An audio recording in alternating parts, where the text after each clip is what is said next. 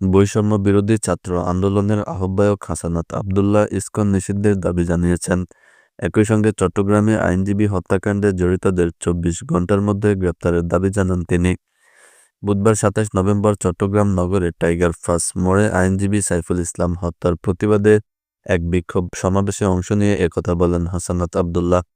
এ সময় তিনি এই ইসকন জঙ্গি তারা স্বৈরাচারের সঙ্গী বলে স্লোগান দেন। হাসানাত আব্দুল্লাহ বলেছেন, আমাদের দেশে সব ধর্মের সহাবস্থান থাকবে, আমরা সব অধিকার রক্ষায় কাজ করব, কিন্তু ধর্মের দোহাই দিয়ে উগ্রবাদী সংগঠন পরিচালনা করলে বাংলাদেশে এক হাত জায়গাও দেওয়া হবে না।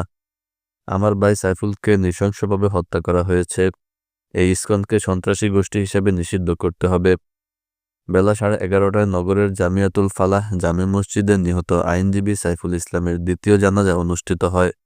এতে অংশ নেন বৈষম্যবিরোধী ছাত্র আন্দোলনের আহ্বায়ক হাসানাত আব্দুল্লাহ ও জুলাই শহীদ স্মৃতি ফাউন্ডেশনের সাধারণ সম্পাদক সার্জিস আলম। এরপর তাদের নেতৃত্বে প্রায় ১,০০০ মানুষ টাইগার পাস মোড়ে অবস্থান নেন। তারা ইসকনকে জঙ্গি সংগঠন হিসেবে নিষিদ্ধের দাবিতে স্লোগান দেন। সেখানে সমাবেশ অনুষ্ঠিত হয়।